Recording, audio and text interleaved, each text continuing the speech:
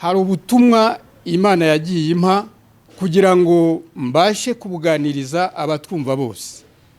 Ubutumwa nta bundi nabwiwe kenshi kureba ku migendekere y'itorero ry'uyu munsi n'itorero ryo hambere. Ese koko itorero ryo hambere ryaba rihuje n'itorero ry'uyu munsi? Hanze uko Imana ibona abantu irareba ikareba uti itorero ryatangiye rite, itorero ryari rifite uwuhe muhamagaro, itorero ryari rifite izihe nshingano. Ese hari uyu munsi niko itorero ryihagaze?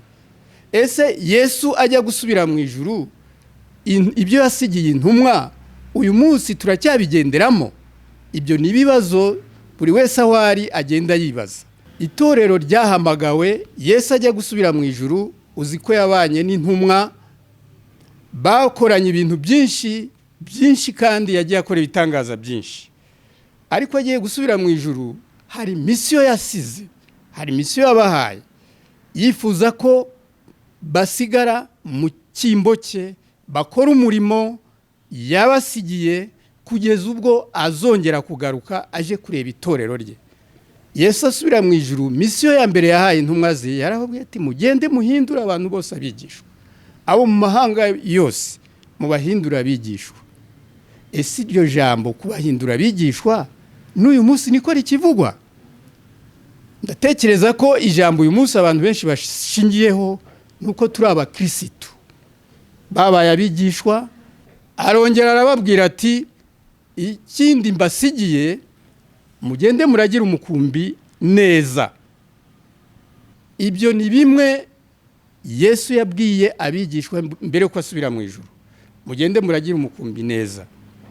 Ariko noneho ese uyu munsi nshuti yanjye, we wumvira ijambo, ntabwo mvuga nta n'uwo ntunga urutoki, ese mu by'ukuri umukumbi uragiwe neza nk'uko Yesu yabisigiye intumwa ze? Ese niko bigihagaze? Muyobora umukumbi neza mutifuza indamu mbi. Aho duhagaze uyu munsi ndatekereza ko amatorero avuka hirya no hino. Ujya kumva amatorero yavutse, ejo yavutse, byari 100 yarangahe, ku buryo n'uyu munsi abantu babyibazaho. Ese mu by'ukuri ni ubutumwa bwiza, ni ya misiyo igenda Yesu yasize? Ugenzure neza rero aho uri hose, waba uri umukozi w'Imana, waba uri undi uwo ari we wese wakiriye agakiza. Ese muri uko kuragira umukumbi neza nta kwifuza indamu mbi kurimo? Ese muri uko kuyobora umukumbi neza ntabwo haba harimo icyo bita igitugu? Ese nta gitugu? Usanga hirya no hino abantu bamwe bashobora kugirana amakimbirane mu nsengero, bakarwanira mu nsengero, ugasanga abantu barapfa imyanya ikomeye. Ariko se mu by'ukuri aho ngaho nta gitugu kiba cyagaragaye aho hantu? Ibyo Yesu yatubwiye, yaravuze ati kugira ngo muzagere ku ntego nabasigiye, mwirinde gukunda ababakunda gusa. Umukristo nyawe uri mu nzira ijya mu ijuru, ijambo ry'Imana ritubwira ko atagomba gukunda abamukunda gusa. Hari ibice bibiri tubamo kuri iyi si. Ubundi kubera ko iyi si turimo yamanukiwe n'umwanzi, urukundo rwari rumo rwagize ibice bibiri. Byanze bikunze ushobora kugira abantu bakwanga, ushobora kugira abantu bagukunda. Ese tubihagararamo dute iyo turi muri misiyo twahawe mu itorero Yesu yasigiye abigishwa?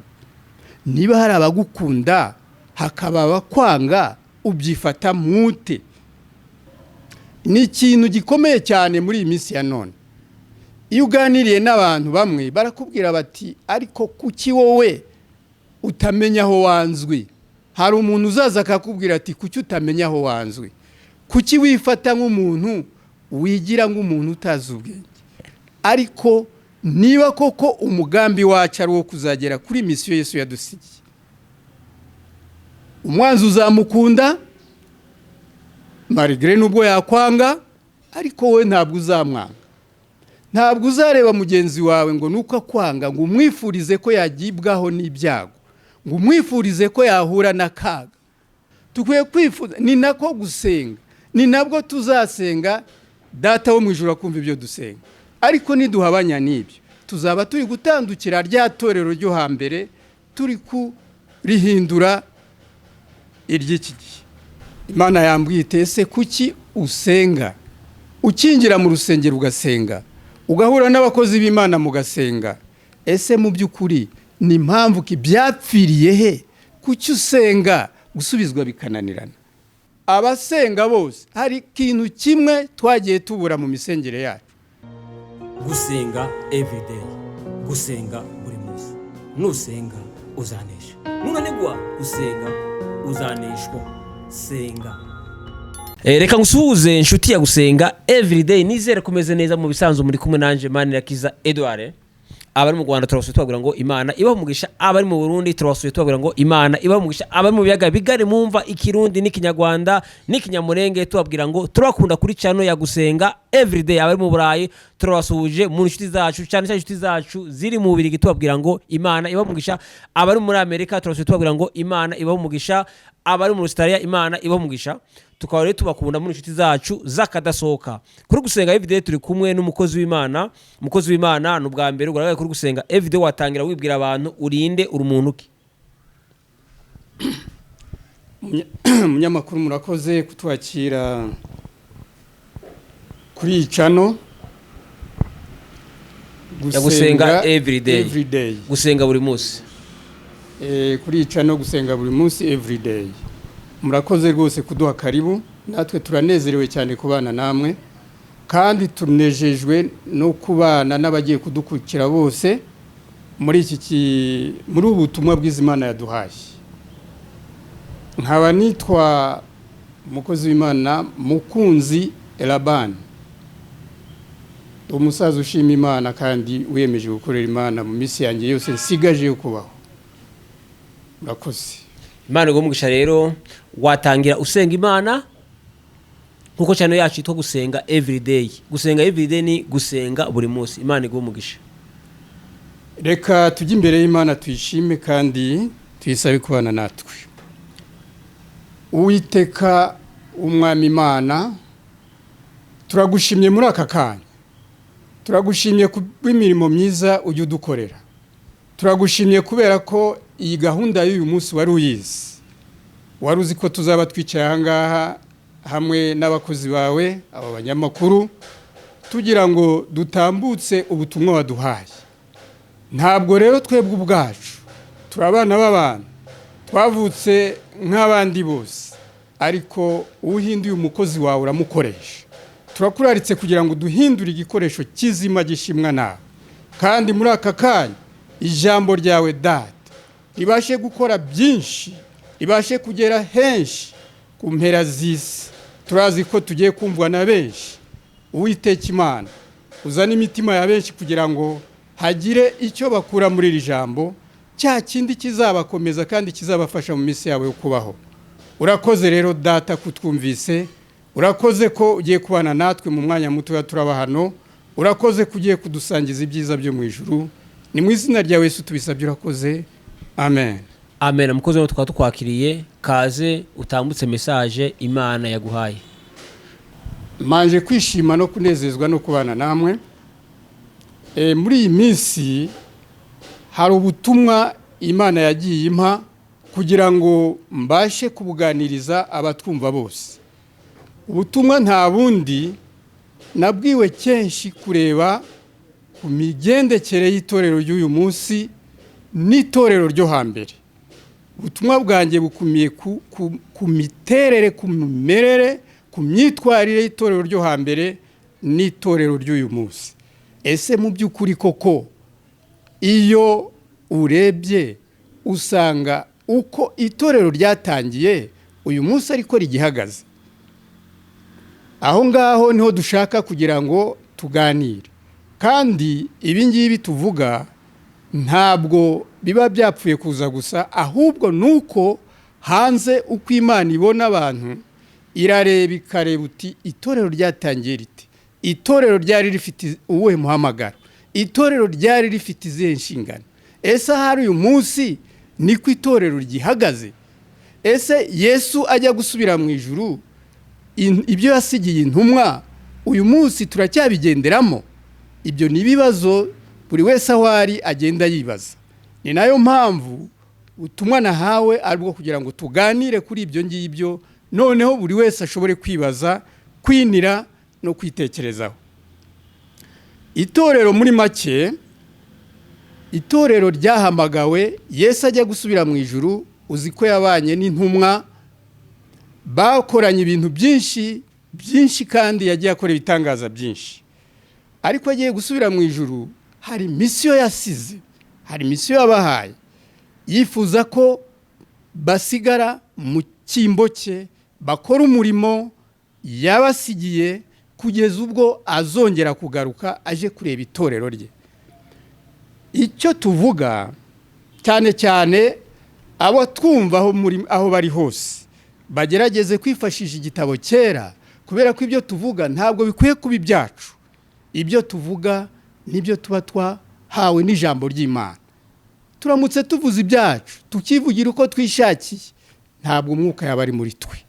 Ariko iyo uroye Yesu asubira mu ijuru, misiyo ya mbere yahaye intumwa ze yarababwiye ati mugende muhindura abantu bose abigishwa, abo mu mahanga yose mubahindura abigishwa. Ese iryo jambo kubahindura abigishwa n'uyu munsi niko rikivugwa?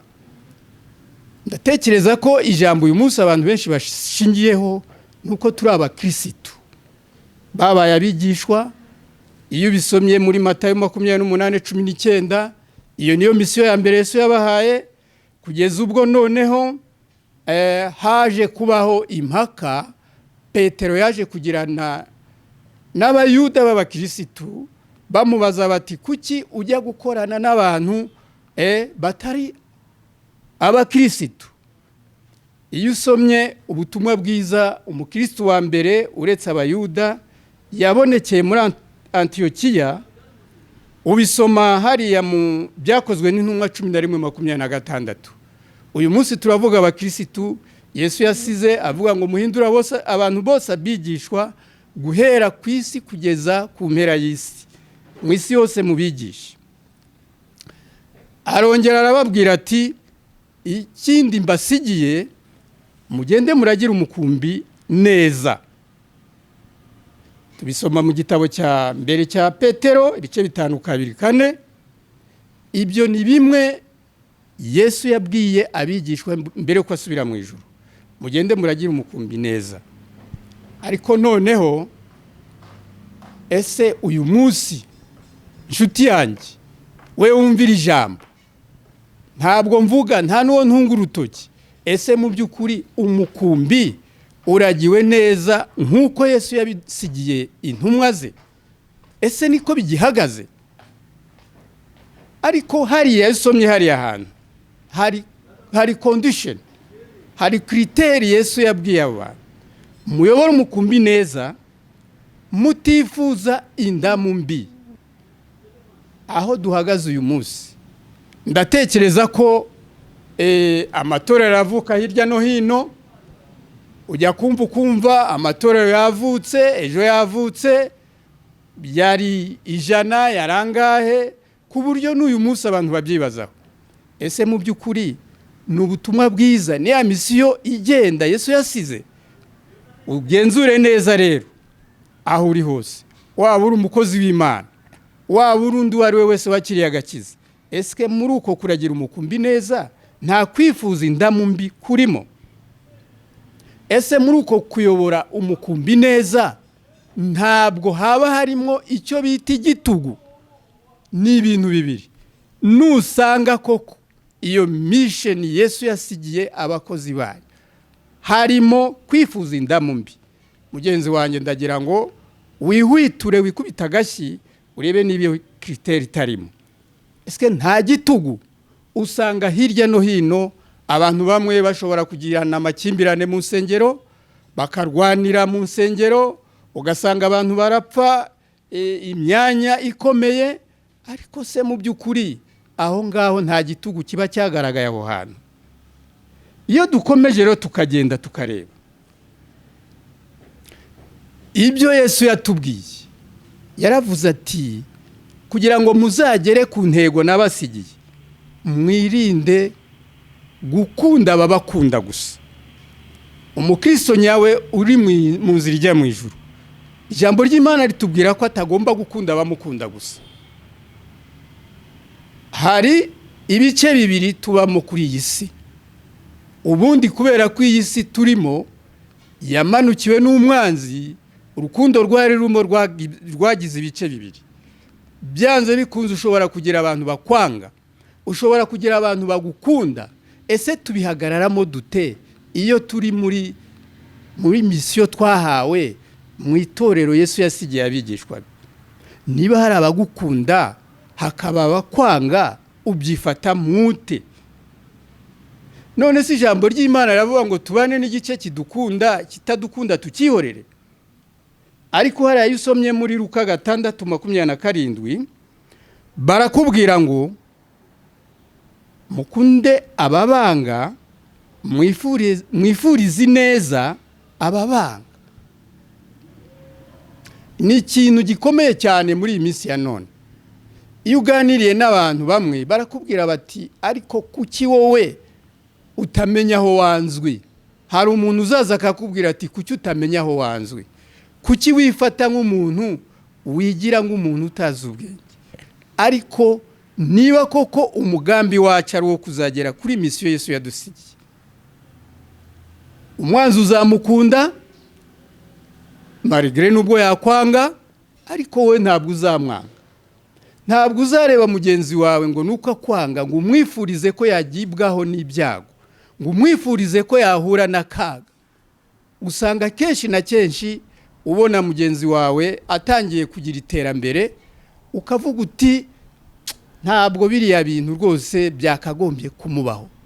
Byaba ngombwa ugatangira ukavuga uti ntabwo nshaka kwanshaho ngo agere imbere aho jewe ngo abe nkanjye. Ariko nuko byaba bimeze kose, Munyarwanda umwe niwe wavuze uti ibyiza by'abaturanyi iyo byabaye byiza burya ntabwo bibura umunsi bikugirira akamaro. Ni nayo mpamvu rero tugomba kumva ko tutitaye no ku ijambo ry'Imana, tugiye no mu muco wa kimuntu, tukwiye kwifuza ko bagenzi bacu bamererwa neza, tukwiye kwifuza ko bagenzi bacu baba mu mahoro, tukwiye kwifuza. Ni nako gusenga, ni nabwo tuzasenga Data wo mu ijuru akumva ibyo dusenga. Ariko niduhabanya n'ibyo tuzaba turi gutandukira rya torero ryo hambere, turi kurihindura iry'iki gihe. Hepfo aho ngaho ijambo ry'Imana rijya ritubwira ngo ushobora gufata icyifuzo cyo gusenga. Imana yambwite ese kuki usenga? Ukinjira mu rusengero ugasenga, ugahura n'abakozi b'Imana mugasenga, ese mu by'ukuri ni impamvu ki byapfiriye he? Kuki usenga gusubizwa bikananirana?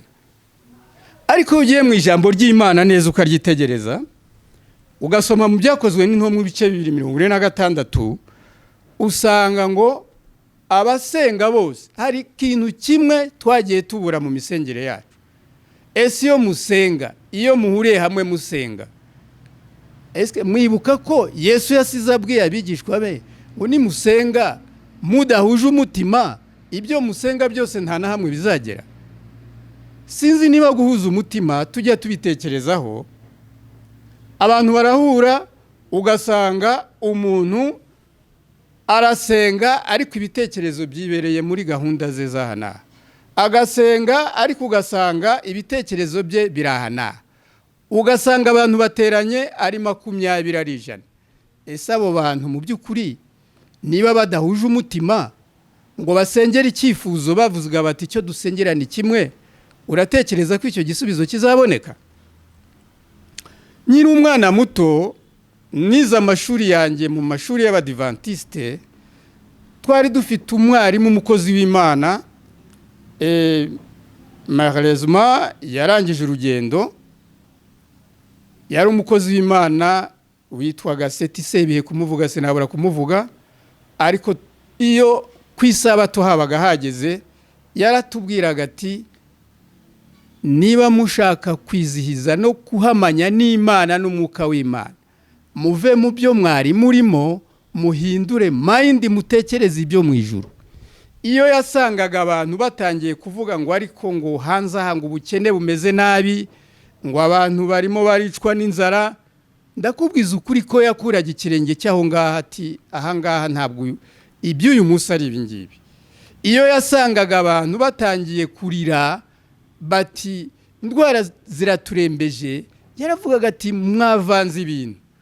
Icyiza tugomba gukora niba dushaka guhuza umutima, dutekereze, tube mu isi ariko dutekereze ijuru, turitekereze nk'aho twarigezemo, dutangire twibaze uko bizaba bimeze, dutangire tumenye ikidukwiriye kugira ngo dutegure urugendo rwacu neza. Ariko nituvangavanga, umwe akajya mu bye undi akajya mu bye, ijambo ry'Imana mission ya mbere Imana yasigiye intumwa ni ukuvuga ngo musenge muhuje umutima, musenge n'umutima uhuye. Aho ngaho rero ni ikibazo, niba ibyo ngibyo tutakibirimo, twarangije kudeviya, twarangije kuva muri mission, muri mission twasigiwe. Ikindi, turi mu isi, ijambo ry'Imana riratubwira ngo tumenye ibyo tugomba gukorera Imana yacu, tumenye n'iby'igihugu cyacu kidusaba. Hariya ni hahandi Yesu bigeze kumubara, baramutungura, baramubaza bati ese mwana w'Imana ko Kayizari asaba imisoro, ese Imana irabyemera? Baramugerageza. Icyo gihe Yesu nibwo yababwiye ati hariya iyo uhasomye neza muri Luka 20,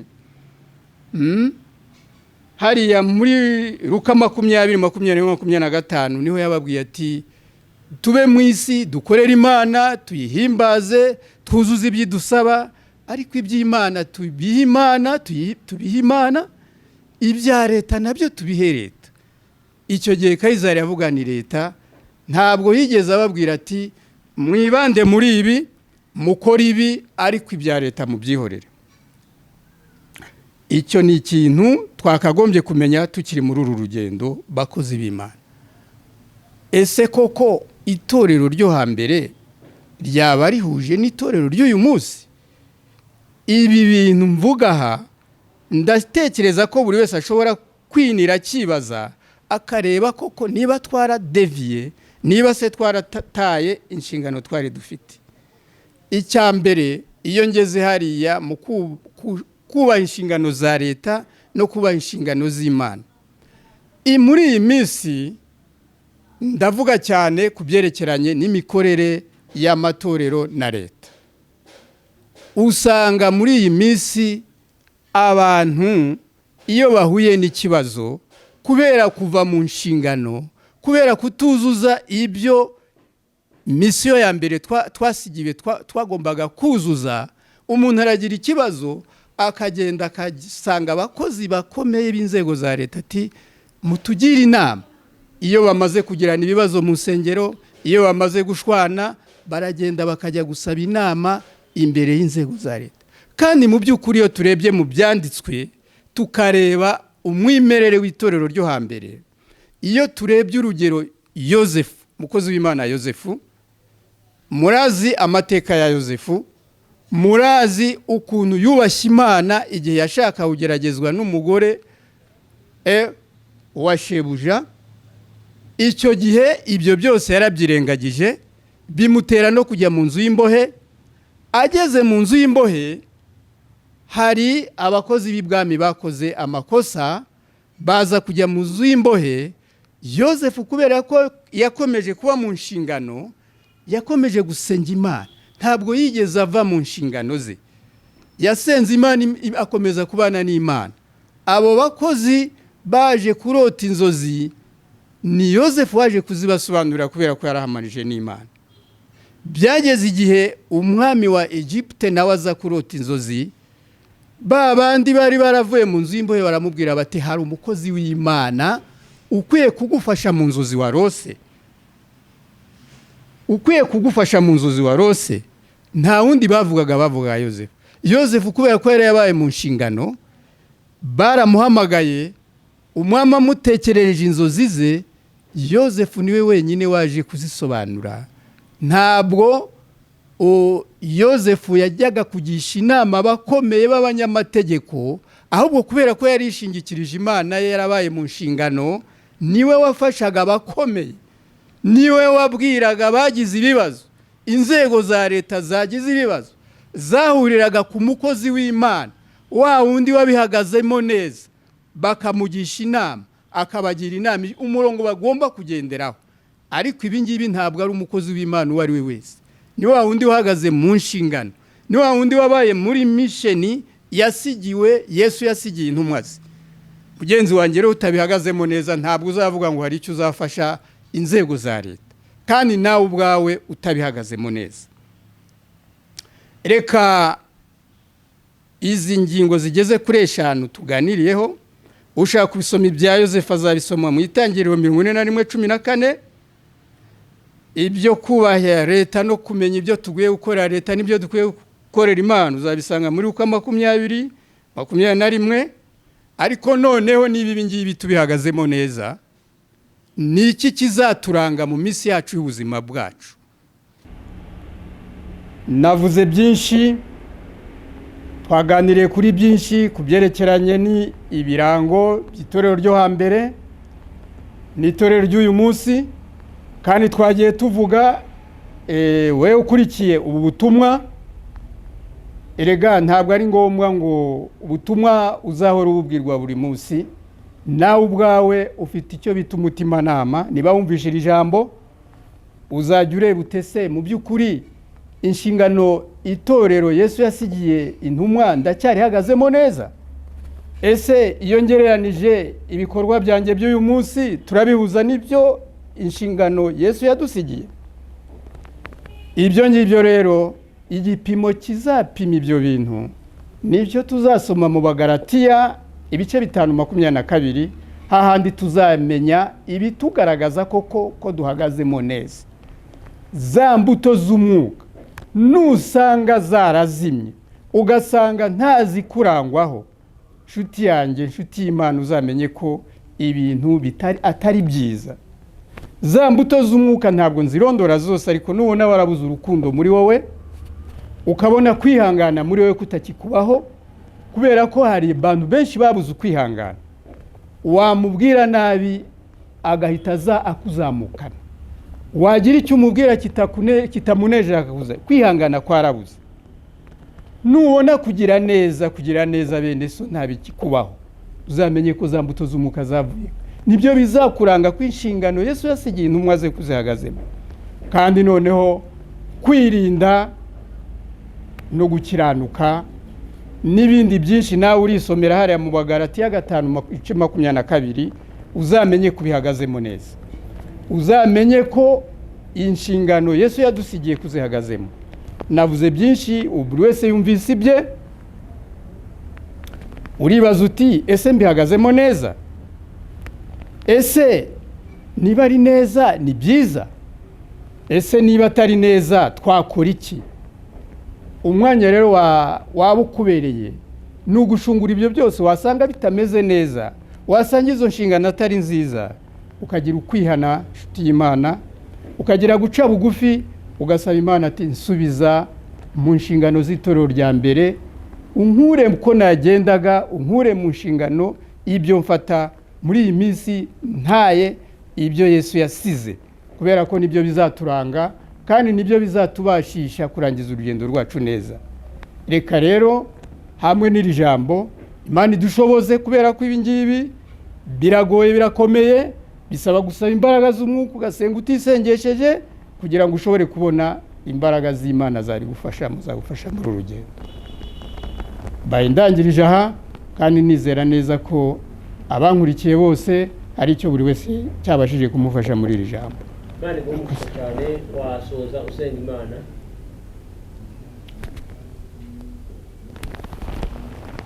Reka twatangiye dusenga, reka dusenge Imana. Imana data se w'umwami wacu Yesu Kristo, uri Imana iruta ibyigira Imana byose, uri hejuru ya byose, uri umutware w'abatware. Wakoze data kongera kudukomanga ku mutima kugira ngo twibukiranye neza inshingano z'itorero rya mbere. Itorero rya mbere, Eglise primitive.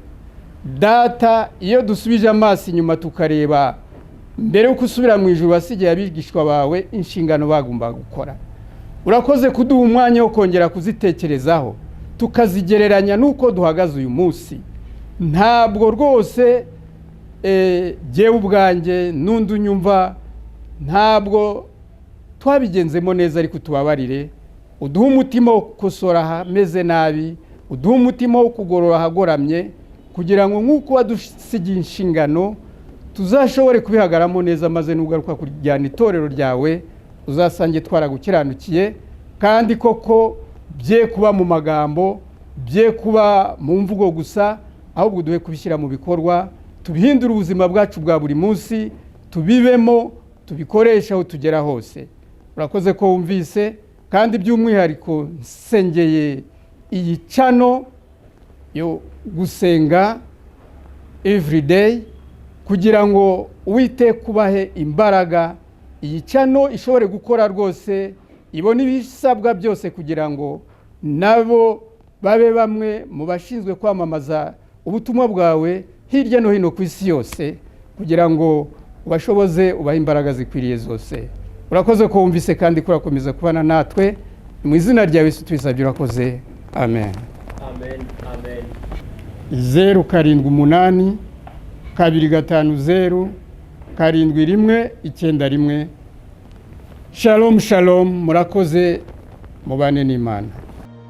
Gusenga everyday, gusenga buri munsi. Nusenga uzanesha, nunanigwa gusenga uzaneshwa. Senga.